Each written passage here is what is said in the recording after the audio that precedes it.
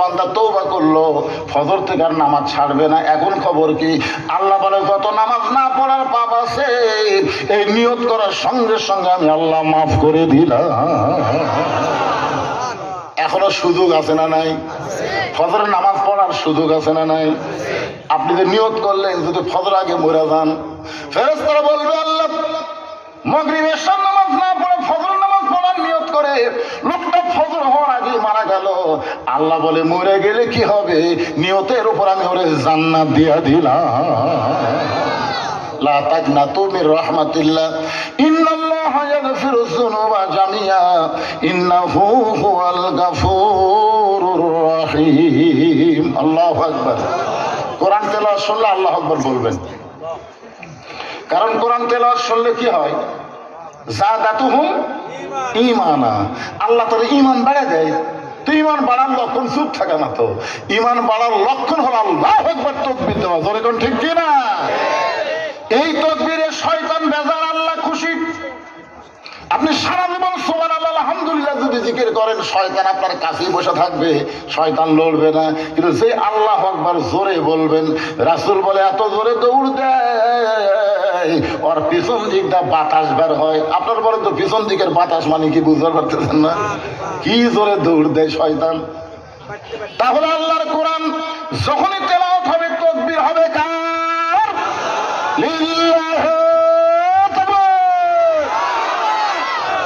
জনগণ বুঝুক যে বদরশীতে একলা নাই। আমার কাছে কি একটা খবর দিল, হুজুর এই দাসগ্রাম আশেপাশে এলাকার যতগুলো মাহফিল হচ্ছে লোক হয় না।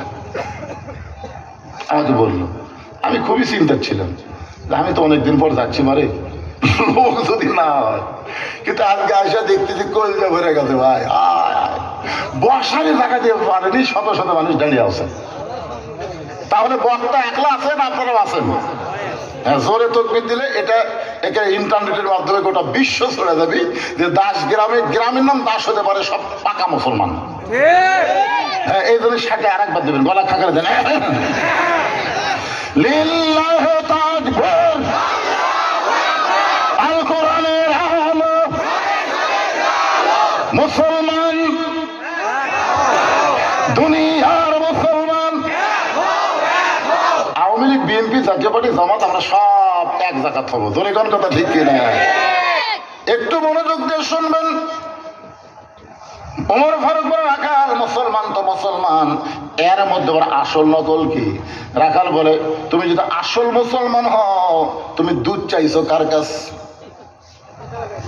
আসল মুসলমান যারা হবে দরকার হলে তারা ফাঁসির মঞ্চে যাবে, কিন্তু রাষ্ট্রপতির কাছে বাঁচার দরখাস্ত লিখবে না। এরকম একজন আসল মুসলমানের নাম হলো মীর কাসেম আলী। মীর কাসেম আলীর নাম শুনছেন? উকিল এসে বলতেছে স্যার আজকে রাত 12টায় আপনার ফাঁসি হবে। মুসকে হাসিতে বললেন এখন কয়টা বাজে? বলে এখন তো রাত 9:30 বাজে। আলহামদুলিল্লাহ, এখন 2.5 ঘন্টা। উকিল কয় কে রে, পাগল টাগল হলো নাকি? রাত 12টায় ফাঁসি হবে আর 9:30টায় বলতেছে এখন 2.5 ঘন্টা। তো উকিল সাহেব একটা কাম করেন, আমি একটু ঘুমিয়ে যাই, 2 ঘন্টা পরে আমার ডাক দেন। উকিল কয় এই লোকটার ফাঁসি হবে আর সেই লোক ঘুমাবি। আসলে ফাঁসির কথা চিন্তা করে পাগলা হয়ে গেছে।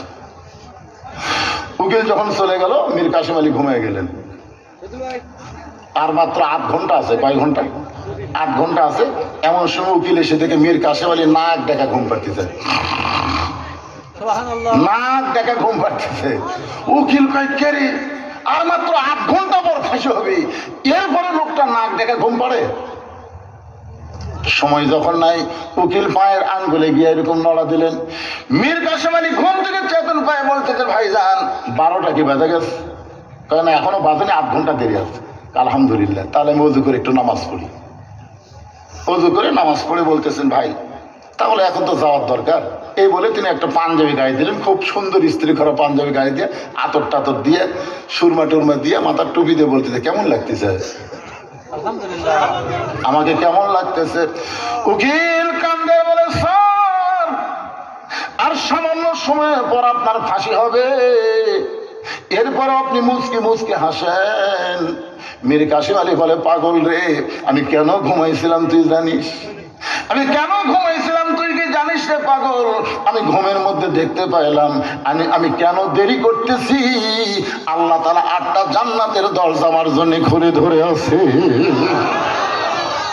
আমি কেন দেরি করতেছি? উকিল বলে স্যার আপনার ফাঁসি হবে। মীর কাসেম আলী বললেন তোমরা বলো আমার ফাঁসি হবে, কিন্তু আল্লাহর কোরআন বলতেছে আমার মৃত্যু হবে না। ওয়ালা তাকুলু লিমান ইয়াকতালু ফি সাবিলিল্লাহি আমওয়াতুন বাল আহইয়াউ ওয়ালাকিন লা তাশউরুন। মিথ্যা, অন্যায়ভাবে জামাত ইসলাম এবং বিএনপির সালাউদ্দিন কাদের চৌধুরীকে ফাঁসি দেওয়া হয়েছে। জোরে কোন কথা ঠিক কিনা? হ্যাঁ, এই মিথ্যা। সাইদ হুজুরকে অন্যায়ভাবে জেলের মধ্যে আটকা রাখা হয়েছে, মিথ্যা। এবং জেলখানা থেকে হাসপাতাল নিয়ে গিয়ে তাকে হত্যা করা হয়েছে। জোরে কোন কথা ঠিক কিনা? অনেক বক্তারাই তো গজল গাচ্ছে, একটা পুলিশও তো সামনে এসে পারতেছে না। আল্লামা সাইদি তুমি মরনি, শহীদ হয়েছ আমরা এটাই মানি। সুবহানাল্লাহ বল না, শহীদ হয়েছে কি নাই? মিথ্যা। মতিউর রহমান নিজামী হুজুরকে মিথ্যা ফাঁসি দেওয়া হলো। তারা রাষ্ট্রপতির কাছে বাঁচার দরখাস্ত লেখে নেই, কারণ তারা জানে এই পারে দুনিয়া ওই পারে জান্নাত। জোরে কোন কথা ঠিক কি না? একটু মনোযোগ দিয়ে শুনবেন। ওমর ফারুক চোখের পানি নিয়ে বলতেছে রাখাল রে, আসলে চাওয়ার ব্যাপার আমার ভুল হয়ে গেছে। রাখাল বলতেছে ভুলটা যখন স্বীকার করছেন তাহলে আল্লাহ আপনাকে তওবা করার সুযোগ দিছে। যারা আওয়ামী লীগ করতো বগুড়া হলো বিএনপির ঘাঁটি। জোরে কান কিসের ঘাঁটি? কথা কয় না।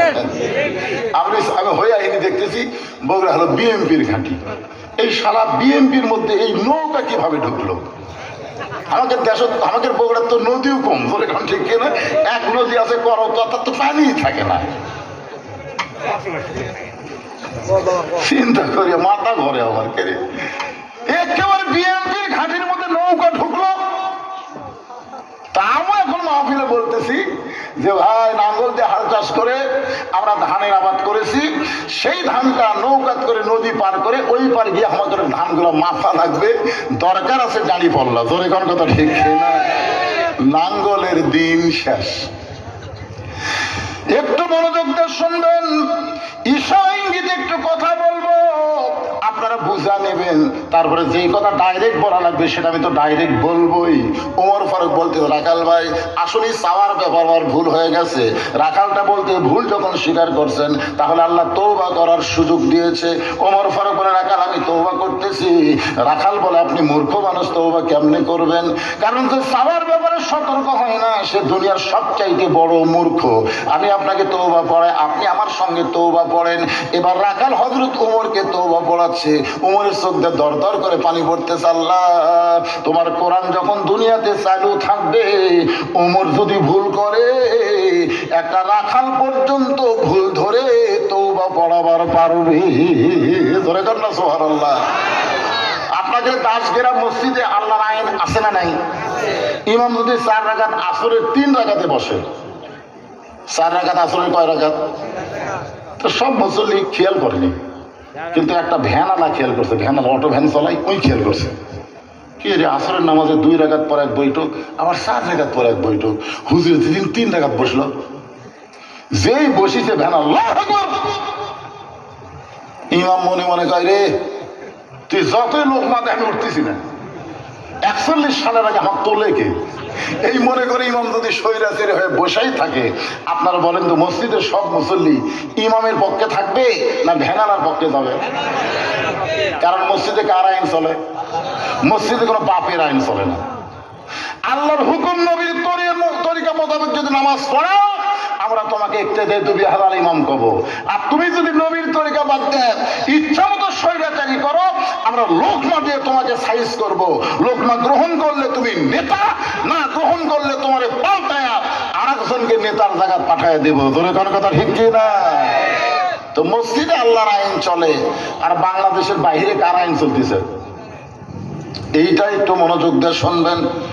ওমর ফারুক তওবা করার পরে বলতেছে ও রাখাল ভাই, আল্লাহর হস্তে উটের 1 পেয়ালা দুধ দাও। রাখাল মুচকি মুচকি হাসে। ওমর ফারুক বলে, রাখাল আবার হাসতেছো কেন? বলে, হাসার কারণ হলো তওবা করার পরে তুমি আবার মুনাফিকি করলে। করে না? কান ধরে বলতেছে, তওবা করতেছি ভাই, গরিবের বন্ধু, সমাজ সেবক, জনদরদি, তোমরা ছাড়া আমার কেউ নাই, এবারের মতন খালি ভোটটা দাও। এরকম তওবা করে গরিবের বন্ধু হয়ে ভোটলে ওই এমপি হয়ে আর নন্দীগ্রামই নাই, এমপি কুটিরে ঢাকা।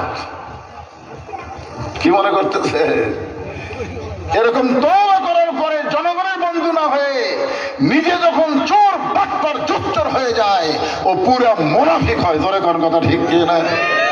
রাখাল বলতেন, তওবা করার পরে তুমি আবার মুনাফিকি করলে। ওমর ফারুকের চেহারা রক্তের মতো লাল, চেহারা লাল করে বলে, রাখাল তুমি যদি আমাকে কাফের বলতে তাও আমি সহ্য করতে পারি, কিন্তু মুনাফিক এটা তুমি কেমনে বলো? কারণ কাফেররা জাহান্নামের উপরে থাকবে আর মুনাফিক থাকবে জাহান্নামের, কথা কয় না, জাহান্নামের। তো সাহাবীরা বললেন, ইয়া রাসূলুল্লাহ, এই মুনাফিকের খাদ্য কি হবে? আল্লাহ রাসূল বললেন, উপর থেকে কাফেররা যে পেশাব পায়খানা করবে, নিচের মুনাফিক এই কাফেরের পেশাব পায়খানা খাবে।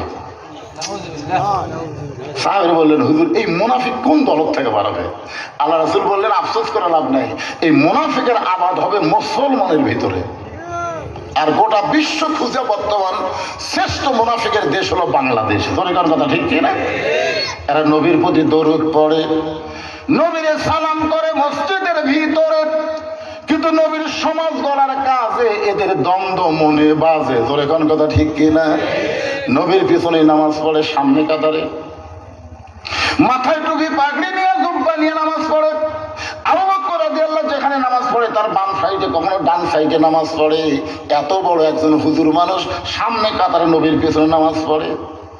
কিন্তু আল্লাহ যখন নবীর উপর নাজিল করলো, ইয়া আইয়ুহান নাবিয়্যু হাফিল মুমিনিনা আলাল কিতাল, ওগো নবী যাদেরকে নিয়ে জামাতে নামাজ পড়তেছেন তাদেরকে শুধু মুসল্লি বানালে হবে না, তাদেরকে সৈন্য হিসেবে গড়ে তুলতে হবে।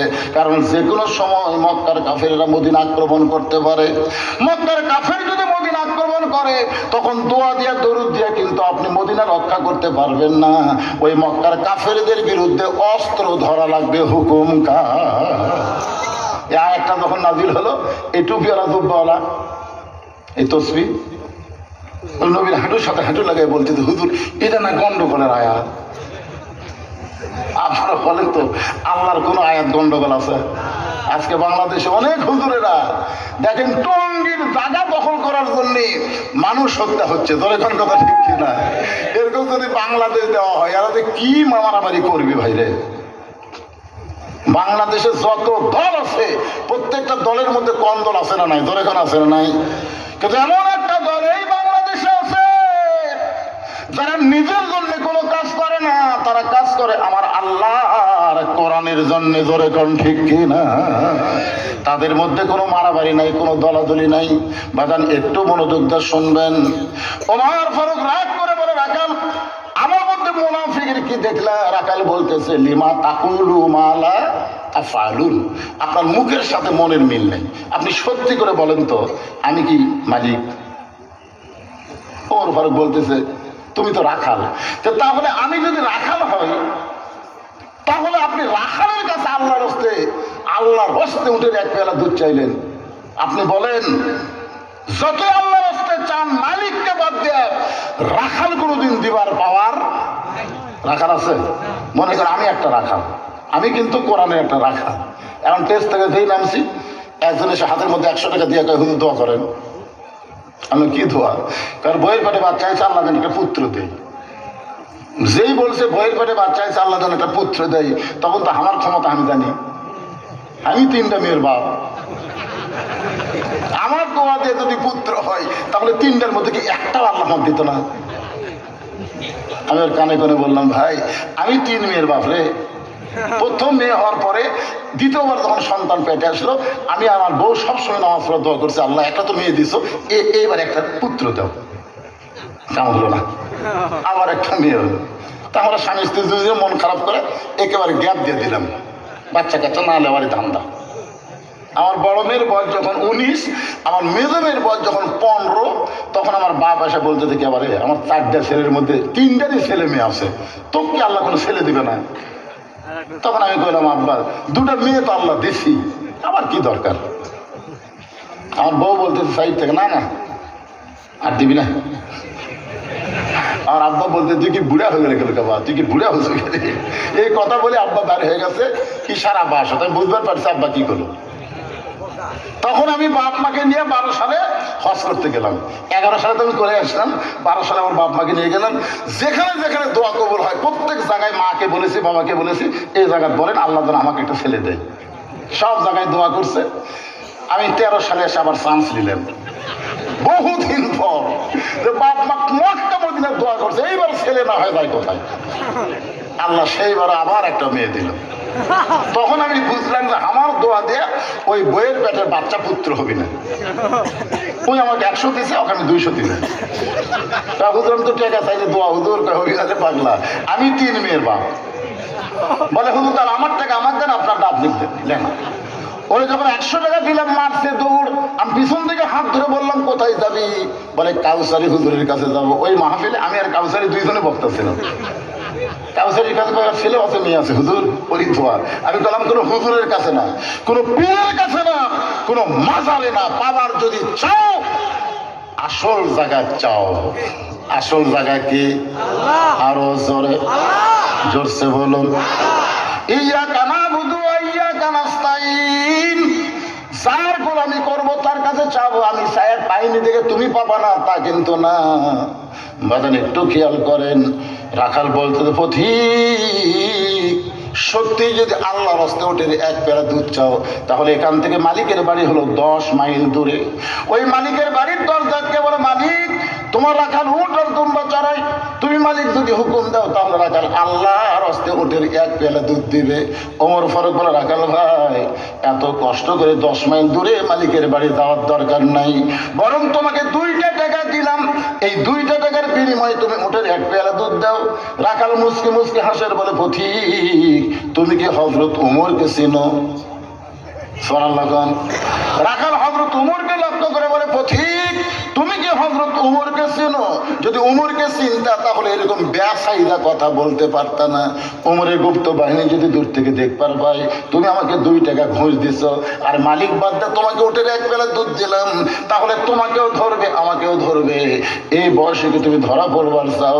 ওমর ফারুক বলে রাখাল ভাই তাহলে চলো পাহাড়ের গুহার মধ্যে যাই, ওই গুহার মধ্যে গিয়ে গোপনে তোমাকে 2টা টাকা দিব, আর তুমি গোপনে উঠে 1 পেলা দুধ দিবে। তোমার মালিকও জানতে পারবে না, ওমরের গুপ্ত বাহিনীও ধরতে পারবে না। রাখাল চিল্লায় বলে তুমি ভণ্ড, তুমি ভণ্ড, তুমি ভণ্ড। ওমর ফারুক বলে রাখাল আমার মধ্যে ভণ্ডামির কি দেখলাম? রাখাল বলে পথিক যেখানে ওমরের গুপ্ত বাহিনী দেখতে পায় না, আমার মালিক জানতে পারে না, সেখানে রাখালের আল্লাহ দেখতে পায়। সঙ্গে সঙ্গে হয়তো তোমার মারছে দৌড়, 1 দৌড়ে পাহাড়ের পাদদেশে গিয়ে যায় নামাজ দিছে, আল্লাহর কাছে বলতেছে আল্লাহ তোমার কোরআন এত সুন্দর, তোমার কোরআন এত সুন্দর, তোমার কোরআন যখন দুনিয়াতে চালু থাকবে তখন প্রত্যেকটা মুসলমান বিশ্বাস করবে কেউ না দেখলেও আল্লাহ দেখতেছে। ধরে কোন কথা ঠিক কি না?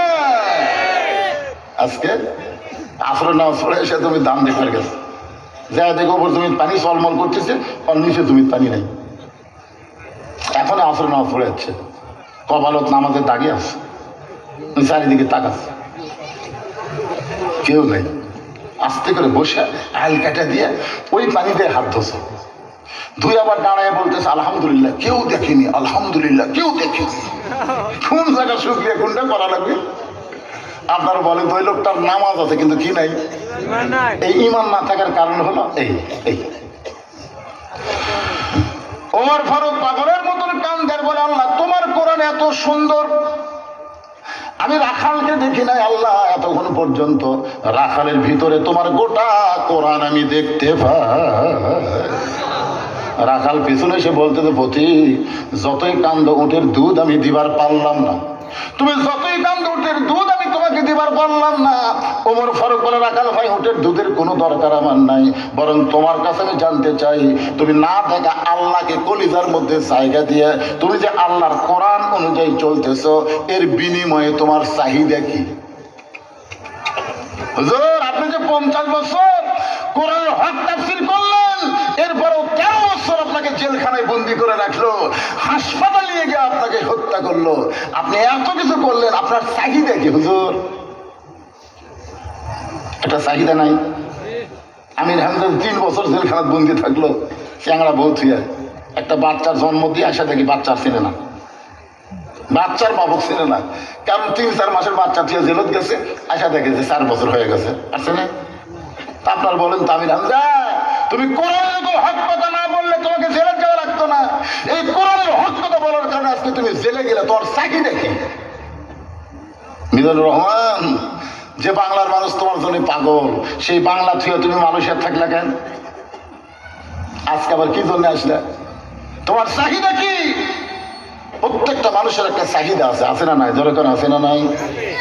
হযরত ওমর বলে, রাখাল না দেখে আল্লাহকে কলিজার মধ্যে জায়গা দিয়ে আল্লাহর কোরআন অনুযায়ী চলতেছো, তোমার চাহিদা কি? কারণ তোমার চাকরিও ভালো না, তুমি যে কাজটা করতেছো কষ্টের কাম, তোমার খাওয়া দাওয়া ঠিক মতো হয় না, এরপরেও তুমি আল্লাহর কোরআন অনুযায়ী চলতেছো, এর বিনিময়ে তোমার চাহিদা কি? রাখাল ছোট বাচ্চার মতন কান্দে। এতক্ষণ রাখাল খালি হেসে হেসে কথা বলেছে, এবার রাখাল কান্দে বলে, পথিক আমার চাহিদার কথা শুনতে চাইলে তাহলে শোনো, আমার চাহিদা হলো রব্বানা। পড়েন সবাই, রব্বানা আতিনা ফিদ দুনিয়া হাসানাতাও ওয়া ফিল আখিরাতি হাসানা ওয়া কিনা আযাবান্নার। আল্লাহু আকবার। ওমর ফারুক বলে, রাখাল আমি তোমার চাহিদার কথা শুনতে চাইলাম, আর তুমি আমাকে কোরআনের আয়াত শোনালে। রাখাল বলে, তুমি আসলেই মূর্খ। ওমর ফারুককে বলতেছে, তুমি আসলেই কি? যে কয় মূর্খ, নবী বলেছে আমার পরে কেউ নবী হলে ওমর হতো। আর রাখাল বলে, তুমি আসলেই মূর্খ। আমি এই আয়াতের মধ্যে আমি 2টা চাহিদার কথা বলছি, একটা হলো দুনিয়ার সৌন্দর্য, আর একটা হলো আখিরাতের সৌন্দর্য। কি? দুনিয়া হাসানা ওয়া ফিল আখিরাতি হাসানা। দুনিয়ার সৌন্দর্য হলো মহামানব হযরত ওমরকে আমি এক নজর দেখতে চাই, যে ওমর আল্লাহর কোরআনের আইন চালু করার কারণে আমার মতন রাখাল না দেখে আল্লাহকে কলিজার মধ্যে জায়গা দিবার পারছি। সেই হযরত ওমরকে যদি একটাবার দেখতে পাইতাম, দুনিয়ার চাহিদা আমার মিটাতে হতো।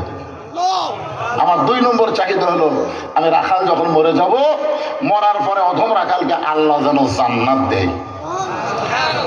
1 নম্বর চাহিদা কি? ওমর দেখা মানে ভালো নেতা দেখা। পাগলা, আপনাদের চাহিদা কি? আগামীতে আপনারা কেমন নেতা দেখতে চাচ্ছেন? যেই নেতা নামাজ পড়ে শুধু পড়াবার পারে না, আর কত নেতা আছে নামাজ পড়ে আবার পড়াবার পারে, দরকার হলে জুম্মার দিনে খুতবাও দেয়। জোরে কোন কত কর না। এখন আপনারা খবর, হুজুর অ্যাঙ্গেলে কি মারতেছে রে? এটা অ্যাঙ্গেল নয় বাবা, ডাইরেক্টই মারতেছে। হযরত ওমর চোখের পানি নিয়ে দৌড়ে গিয়ে রাখালের হাতটা ধরে 3টা চুমা খাইলেন। এক দৌড়ে গিয়ে এভাবে হাতটা ধরে 3বার চুমা খাইলেন। রাখাল ভাই পাগল নাকি? আমার ঘামা হাতে 3টা চুমা দিলেন। ওমর ফারুক বলে, রাখাল তোমার 2 নম্বর চাহিদা আল্লাহ পুরা করছে, মরার সঙ্গে সঙ্গেই আল্লাহ তোমাকে জান্নাত দিয়ে দিবে। আপনারা তো সুবহানাল্লাহ বলেন, কিন্তু রাখাল সুবহানাল্লাহ কয় না। ওমর ফারুক বলে, রাখাল মরার সঙ্গে সঙ্গে আল্লাহ তোমাকে 8টা জান্নাত দিয়ে দিবে। রাখাল সুবহানাল্লাহ কয় না। ওমর ফারুক বলে, রাখাল মরার সঙ্গে সঙ্গে আল্লাহ তোমাকে জান্নাত দিবে। রাখাল মুচকি মুচকি হাসার বলে, পথিক এতক্ষণ মনে করছিলাম তুমি বোকা, কিন্তু এখন দেখছি তুমি খুব চালাক। ওমর ফারুক বলে, আমি কি চালাকি করলাম? বলে, মরার পরে জান্নাত দিবে, এই বাকি কথা তুমি সহজেই বলতে পারো, কিন্তু হযরত ওমরকে এক নজর দেখতে পাবো, এই নগদ কথা বলতে তোমার কোন জায়গাত বাজে? মরে গেলে জান্নাত, এটা সবাই কয়। টাকা দিল 10 বেচতো ফসাফস, টাকা দিল 20 বেচতো দিয়ে দিস। কতগুলো বক্তা আছে মিলানি বক্তা, মিলে মিলে দেন না। এই সকালবেলা আদায় করে দেখবেন প্রত্যেকটা কথাটা মিলে মিলে কয়। তাহলে মরার পরে জান্নাত পাবো, এই বাকি কথা তুমি বলতেছো, কিন্তু হযরত উমরকে এক নজর দেখতে পাবো, এই নগদ কথা বলতে তোমার কোন জায়গায় বাজে? উমরের চোখটা দর দর করে পানি পড়তেছে। যে রাখাল আমাকে তওবা পড়াইছে, যে রাখাল আমাকে মুনাফিক কইছে, যে রাখাল আমাকে ভণ্ড কইছে, এখন যদি বলি আমি ওমর, বলাও সারা, রাখাল হাত ফেল করে মরাও সারা। ওমর ফারুক চিন্তায় পড়ে গেলেন কি করবে। এমন সময় আল্লাহর কোরআন বলতেছে, উদউ ইলা সাবিলি রাব্বিকা বিল হিকমা। ওমর, তুমি ডাইরেক্ট যদি বলবার না পারো তাহলে হিকমত অবলম্বন করে বলো। ওমর ফারুক বলে, রাখাল ভাই, সত্যি যদি ওমরকে দেখতে চাও তাহলে ফজরের নামাজ তোমাকে সামনে কাতার আদায় করা লাগবে। ফজরের নামাজ যদি সামনে কাতার আদায় করতে পারো, মেহরাবের মধ্যে যেই মানুষটাকে দেখবা ইমামতি করতেছে, ওই মানুষটি হলেন হযরত ওমর। আল্লাহর কোরআন দিয়ে যখন বাংলাদেশ চলবে, প্রত্যেকটা এমপিকে নামাজ পড়লে হবে না, পড়ানো লাগবে। আমার মসজিদে 3 মুসল্লি হুজুর আসেনি, আমি কেবল ঢুকবার যে দেখি ওরা খালি বারবার ঘড়ি দেখতেছে, বারবার, আর দরজার দিকে তাকে আছে, হুজুর ঢোকে না কেন। ওরা নামাজ পড়ে ঠিকই, পড়াবার পারে না, বুঝলি, বারবার গেলে ঘড়ি দেখতেছে। তো আমি ঢুকবার যে ঢুকলাম না, তখন ঢুকলি তখন সামনে দিবি। আমি একটু ব্যাগ গেট দিয়ে জানলার ফাঁক দিয়ে তাকাই দেখি এই 3 জনের মধ্যে একটা আওয়ামী লীগ, একটা বিএনপি আর একটা জামাত, আমার এলাকারই। এখন বলতেছে একটা হুজুর এলো না রে, এখন আমরা কি একলা একলা পড়বো নাকি? আওয়ামী লীগ বলতেছে জামাত করি, তো জামাত বলতেছে তাহলে সামনে যাও। তখন বলতেছে ভাই পড়ি রে, পড়াবার পারি না। তখন জামাত ইসলাম বিএনপি বলতেছে ভাই তোর খবর কি? খুব পারলে আকামত পারবো, কিন্তু আমি সামনে যাবো না। তখন বলে আওয়ামী লীগ পারে না পড়াবার, তুইও আকামত দিব, তার সামনে কে যাবি? আওয়ামী লীগ খেলা দেখা, তুই যা, তুই যা। আমি কিন্তু জামাত রে, আমি জামাত, যুদ্ধ অপরাধী রাজাকার। নিয়ত করার সময় একটা তুই 2000 রাজাকার কবি না কি কবি? তখন ভাই পাগলা, তুই বাইরের কথা ভিতরে লিখেন। আমি আওয়ামী লীগ, তুই জামাত, তুই বিএনপি, ওটা বেড়াচ্ছি। ভিতরে আমরা 3 ভাই একসঙ্গে জামাত করতে চাই। এটা কোন জামাত? নামাজের জামাত করলে কেউ বেজার হবে না, তাবলীগ জামাত করলে কেউ বেজার হবে না, কিন্তু জামাতে ইসলাম বললে অনেকের কলিজাত আগুন ধরবে। ইসলামের জামাত যারা পছন্দ করে না, ওদের একটা ইবাদত আল্লাহ কবুল করবে না। ওয়া তাসিমু বিহাবলিল্লাহি জামিআ ওয়া লা তাফাররাকু। ইসলামের শত্রুরা এখানে ইসলামের কোনো শত্রু নাই। যদিও শত্রু থাকে আজকের আলোচনার পরে, ওই আর শত্রু থাকবে ইনশাআল্লাহ। সবাই কর ইনশাআল্লাহ। দেখেন আপনারা বলেন তো যে ইসলামের জামাত, ইসলামের জামাতের কথা কোরআন আছে না নাই? ওয়া তাসিমু বিহাবলিল্লাহি জামিআ ওয়া লা তাফাররাকু। একতাবদ্ধ হয়ে জামাতবদ্ধভাবে আল্লাহর রজ্জুকে তোমরা আঁকড়ে ধরো। মসজিদের মধ্যে গেলে যেমন গোড়ালির সঙ্গে গোড়ালি মিল করি, কিভাবে আমরা জামাত করি একটু খেয়াল করেন আল্লাহর বান্দারা। ওমর ফারুক বলতেছে, রাখাল ভাই, সত্যি যদি ওমরকে দেখতে চাও তাহলে ফজরের নামাজ তোমাকে সামনে কাতারে আদায় করা লাগবে। সামনে কাতার থেকে মেহরাবের মধ্যে যেই মানুষটাকে দেখবা ইমামতি করতেছে, ওই মানুষটি হলেন হযরত ওমর। রাখাল কাঁদতেছে। ওমর ফারুক বলে, রাখাল কান্দো কেন? বলে, কান্দার কারণ হলো আমি বারান্দার নামাজ পড়ি, আমি বারান্দার নামাজ পড়ি, আমি মসজিদের ভিতরে ঢোকার সাহস কোনোদিন পাই না। ওমর ফারুক বললেন কেন? বলে, মসজিদের মধ্যে নবীর দামি দামি সাহাবী থাকে, সে জায়গা আমি রাখাল যাওয়ার পারি? ওমর ফারুক বলে, রাখাল তুমি কম দামি আর মসজিদের মধ্যে দামি, এই কথা তো কোরআনের কোন জায়গা নাই। কোরআনের কথা হলো ইন্না আকরামাকুম ইনদাল্লাহি আতকাকুম। ওই ব্যক্তি সবচাইতে দামি হয় যার কলিজার মধ্যে আল্লাহর বেশি ভয়। আপনার মনে করতেছেন সিয়ারত বসে ওয়াজ করতেছি আমি বেশি দামি, আর আপনার নিচে বসে ওয়াজ শুনতেছেন আপনার কম দামি। আর এরকম বাংলাদেশের হাজারো বক্তাকে জাহান্নামের শিকল দিয়ে আল্লাহ জাহান্নামে ফেলে দিবে, হাজারো বক্তাকে। অনেক বক্তা আছে ওয়াজ করে নিজেই ফজরের নামাজ জামাতে পড়ে না, এরকম বক্তা আছে না নাই? হ্যাঁ? আল্লাহ রাসূল বলেছেন দুইটা ওয়াক্ত নামাজ জামাতে না পড়লে তুই মুনাফিক হয়ে যাবে, একটা হলো ইশার নামাজ, একটা হলো ফজরের নামাজ। কি মনে করতেছেন? হয়তো হাসরে দেখা যাবে যে আমার জিহ্বার মধ্যে বসি লেগে ফেরেশতারা আমার জাহান্নামে দিয়ে যাচ্ছে, আর আপনারা সবাই জান্নাতে যাচ্ছেন। আপনাদের মধ্যে একজন বলে, হুজুর কি খবর, আমরা আপনার ওয়াজ শুনে আমল করে জান্নাতে যাচ্ছি আর আপনাকে জাহান্নামে নিয়ে যাচ্ছে। আল্লাহ তখন বলবে এই বক্তার কথার সাথে আমলের মিল নাই রে। তখন আপনারাই হয়তো বলবেন, আল্লাহ হুজুরের ওয়াজ শুনে আমরা জান্নাতে যাচ্ছি, হুজুরক না হয় জান্নাতে দেন। আল্লাহ তখন বলবে ওয়ালা তাস্তাহি আনফুসুকুম, এই জান্নাতীদের কথার দ্বারা আমি জাহান্নামী বক্তাকে আবার জান্নাত দিয়ে দিলাম। বুঝছেন? আপনাদের উসিলাই আল্লাহ হয়তো আমাকে জান্নাত দিবার পারে। আল্লাহ বলেছেন লিমা তাকুলু মা লা তাফালুন, কথা বলবে ভালো ভালো, আমল করবে না। এই দুনিয়াতে বক্তা হও, হুজুর হও, পীর সাহেব হও, কিন্তু আসল জায়গায় গিয়ে ধরা খাবা। জোরে বলেন কথা ঠিক কি না? ওমর ফারুক বলে, রাখাল ভাই তুমি কম দামি আর ভিতরে দামি দামি, এই কথা তোমার কে বুঝাইলো? ফজরের নামাজ সামনে কাতারে আদায় করো।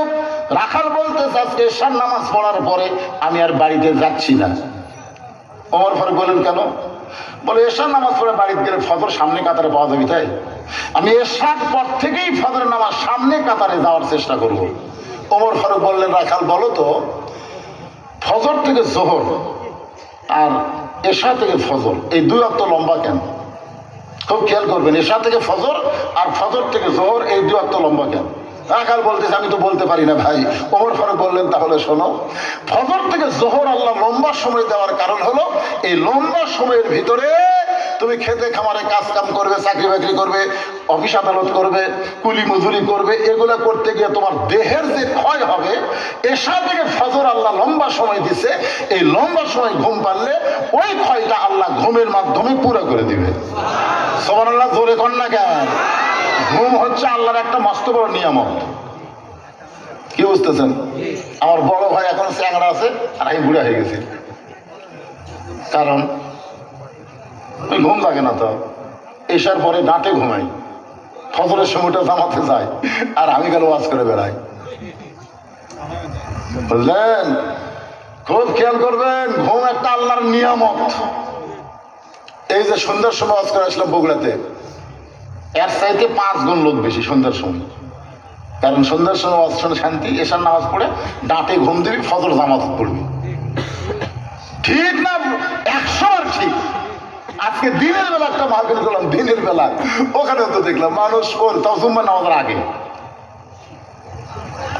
এই যে ইসালে সব পোলা পাকান যা করতেছেন 12টার পরে কিন্তু যাওয়া যাবি না ভাই। কি করছেন? পোলা রেডি করো। আমি এর আগেও আপনাদের এলাকায় আইছি, 2টা পর্যন্ত ওয়াজ করছি, আমার মনে আছে এই জায়গাতে আমি 2টা পর্যন্ত ওয়াজ করছি। আজকে সেইটা হবে না। একটু মনোযোগ দিয়ে শোনেন। ওমর ফারুক বললেন, রাখাল এশার নামাজ পড়ে যদি ফজর নামাজ সামনে কাতারে ধরবার চাও, এই বিশাল সময়ের মধ্যে তোমার যদি ঘুম ধরে তুমি কি করবা? রাখাল মুচকি মুচকি হাসের বলে, প্রতীক ঘুমটা যদি ধরে তাহলে মসজিদের মধ্যেই ঘুমায়া যাবো। রাখাল কার সাথে কথা